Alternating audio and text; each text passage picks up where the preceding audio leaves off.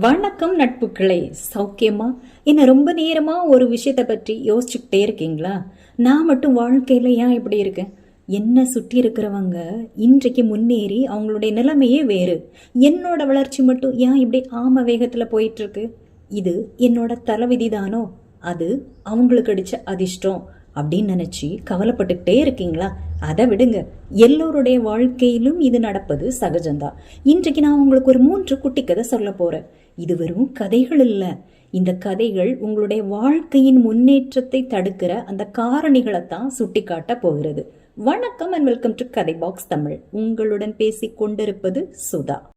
முதல் காரணி முரட்டு உழைப்பும் முட்டாள்தனமும். இதை விளக்குற ஒரு குட்டி கதை. ஒரு ஊர்ல நம்மள மாதிரி ஒருத்தன் இருந்தான். அவன் செம உழைப்பாளி. ஆனா அவன் கையில காசு மட்டும் தங்கவே இல்லை. அதனால ஒரு நாள் வேலை தேடி ஒரு முதலாளிகிட்ட போனான். போய் வேலை கேட்டான். அந்த முதலாளி அவன்கிட்ட, தம்பி, இதோ இந்த வீட்டு வாசல்ல ஒரு பெரிய பாறை கல் இருக்கு பாத்தியா, இந்த கல்லை உருட்டி அப்படியே கொண்டு போய் அடுத்த மூலையில வை, நான் உனக்கு வேலை தந்துடுறேன் அப்படின்னு சொன்னாரு. நம்ம ஆளுக்கு செம குஷி. இது என்ன பெரிய பிரமாதம்னு சொல்லிக்கிட்டு காலையிலிருந்து அந்த பாறையை தள்ளிக்கிட்டே இருந்தான். அவனுக்கு மூச்செல்லாம் வாங்குது, வேர்வையா கொட்டுது. ஆனால் அந்த பாறை மட்டும் 1 இன்ச்சு கூட நகரவே இல்லையே.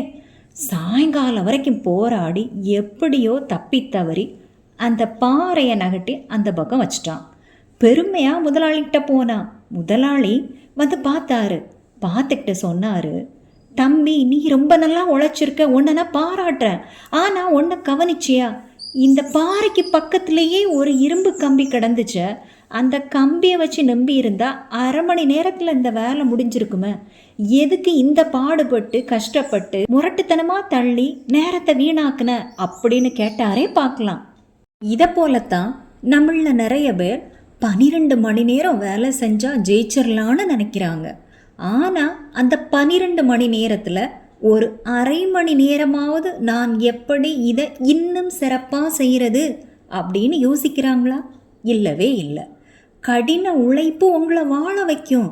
ஆனால் புத்திசாலித்தனமான உழைப்பு மட்டும்தான் உங்களை வளர வைக்கும். காலத்துக்கு ஏற்ற மாதிரி உங்களை நீங்கள் அப்டேட் பண்ணிக்கலனா நீங்கள் எவ்வளவுதான் ஓடினாலும் ஒரே இடத்துல தான் நின்றுக்கிட்டே இருப்பீங்க. தெரிஞ்சுக்கோங்க. அடுத்த காரணி, இந்த கூண்டு நமக்கு வசதியாக இருக்கே அப்படிங்கிற எண்ணம் தான். இதை விளக்குற ஒரு குட்டி கதை. ஒரு ராஜாவுக்கு 2 கழுகுகள் பரிசாக கிடச்சிச்சான். அதில் ஒரு கழுகு எப்பவும் வானத்திலேயே பறந்துக்கிட்டே இருக்குமா. ஆனால் இன்னொரு கழுகு என்ன பண்ணிச்சு தெரியுமா? நேராக ஒரு மரக்கிளையில் போய் உட்காந்துக்கிட்டான். எல்லாரும் எவ்வளவோ முயற்சி பண்ணி பார்த்தாங்களாம். அந்த கழுகை பறக்க வைக்கவே முடியலையா. ஒரு விவசாயியை கூட்டிகிட்டு வந்தாங்களாம். அந்த விவசாயி வந்ததும் அந்த கழுகு அந்த மரக்கிளையை விட்டு பறக்க ஆரம்பிச்சுதான். ஏன் தெரியுமா?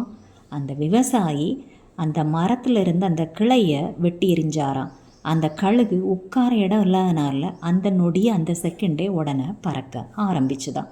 இதை போலத்தான் நமக்கும் ஒரு சின்ன வேலை இருக்கும், வருமானமும் வந்துட்டுருக்கோம். இது போதும்னு நாம் அங்கேயே தங்கிடுவோம். ஆனால் அந்த பாதுகாப்பான இடத்தை விட்டு வெளியே வந்தால் தான் உங்களுக்கான உயரமே உங்களுக்கு தெரிய வரும்.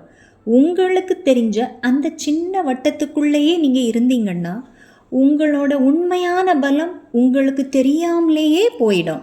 பயத்தை விட்டு வெளியே வர்றவன் மட்டும்தான் புது உலகத்தை பார்க்க முடியும். மறந்துடாதீங்க. அடுத்த காரணி, கவனம் சிதறாத குறிக்கோள். இதை விளக்குறதுக்கான ஒரு குட்டிக்கதை. ஒரு வாலிபன் ஒரு மலை உச்சிக்கு போனால் அங்கே பெரிய புதையல் கிடைக்கும்னு நினச்சி கிளம்புனான். மலையில் ஒரு பாதி தூரம் ஏறின உடனே அங்கங்கே சில கற்கள் வைரக்கல் மாதிரி பயங்கரமாக மினுமினுப்பாக தெரிஞ்சுது. அட, இதுக்கு மேலே வரைக்கும் போகணுமா? இங்கேயே இவ்வளோ கல் கிடைக்குதேன்னு ஆசைப்பட்டு புதையலை மறந்துட்டு அந்த பளபளப்பான கற்களை மூட்டை மூட்டையாக கட்டிக்கிட்டு கீழே வந்துட்டான். ஊருக்கு வந்து பார்க்கும்போது தான் தெரிஞ்சுது அது வெறும் கண்ணாடி துண்டுகள்னு. அந்த பளபளப்பான பளபளப்பை பார்த்து ஏமாந்து நிஜமான புதையல் அவன் கோட்டை விட்டது அப்போ தான் அவனுக்கு தெரிஞ்சுது. இன்றைக்கு நாம் வாழ்ந்துட்டு இருக்கிற இந்த காலகட்டத்தில் சோஷியல் மீடியா, மற்றவங்க பேச்சுன்னு நம்ம கவனத்தை சிதறடிக்கக்கூடிய நிறைய விஷயங்கள் நம்மளை சுற்றி நடந்துட்டுருக்கு. ஆனால் வெற்றியாளர்கள் எதற்கும் காது கொடுக்க மாட்டாங்க அப்படிங்கிறது உங்களுக்கு தெரியுமா? 1000 விஷயங்கள் உங்களை சுற்றி நடந்தாலும் உங்கள் பார்வை உங்கள் இலக்கு மேலே மட்டும்தான் இருக்கணும். கவனம் சிதறுகிற ஒவ்வொரு நிமிஷமும் உங்கள் பல வருஷ உழைப்பை வீணாக்கிடும், மறந்துடாதீங்க. இந்த 3 கதைகளும் உங்கள் உள் மனசுக்குள்ள ஏதோ ஒரு பொரிய தட்டியிருக்கோன்னு நம்புகிறேன் நட்புக்களே. நாம் பொதுவாக என்ன நினைக்கிறோன்னா, என் வாழ்க்கை மட்டும் ஏன் இப்படி இருக்குது, அடுத்தவங்கெல்லாம் நல்லா முன்னேறி போயிட்டுருக்காங்களே அப்படின்னு அடுத்தவங்களை பார்த்து பொறாமப்படுறோம். ஆனால் உண்மை என்ன தெரியுமா? நம்முடைய போட்டி அடுத்தவங்க கூட இல்லை. நேற்று நாம் எப்படி இருந்தோம், இன்றைக்கு அதை விட ஒரு இன்ச் முன்னேறி இருக்கிறோமா அப்படிங்கிறத பற்றி தான் இருக்கணும். உழைப்புங்கிறது எல்லோரும் பண்ணுற ஒன்று தான். ஆனால் அந்த உழைப்பை நீங்கள் எங்கே போடுறீங்க, எப்படி போடுறீங்க அப்படிங்கிறதுல தான் நீங்கள் வாழ்க்கையில் ஜெயிக்க போகிறீங்களா அல்லது வெறும் வேடிக்கை மட்டும் பார்த்துட்டு அதே இடத்துலையே இருக்க போகிறீங்களா அப்படிங்கிறதே அடங்கியிருக்கு. அந்த பாறையை தள்ளின உழைப்பாளி மாதிரி முரட்டுத்தனமாக ஓடாதீங்க, அறிவோடு ஓடுங்க. அந்த சோம்பேறி கழுக போல ஒரே இடத்துல உட்காராம உலகத்தை பார்க்க பறந்து வெளியே வாங்க. அந்த பளபளப்பான கண்ணாடிகளை பார்த்து ஏமாந்தவன் மாதிரி தேவையில்லாத விஷயத்தில் உங்கள் கவனத்தை சிதற விடாதீங்க.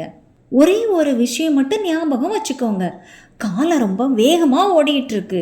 நீங்கள் வருத்தப்பட்டு உட்கார்ந்திருந்தாலும் அது ஓடும், நீங்கள் வேகமாக ஓடினாலும் அது ஓடும். முடிவெடுக்க வேண்டியது நீங்கள் தான். இந்த வருஷம் உங்கள் வாழ்க்கையில் ஒரு பெரிய மாற்றம் வரணும்னா முதல்ல உங்களுக்குள்ள ஒரு மாற்றத்தை கொண்டு வரணும்.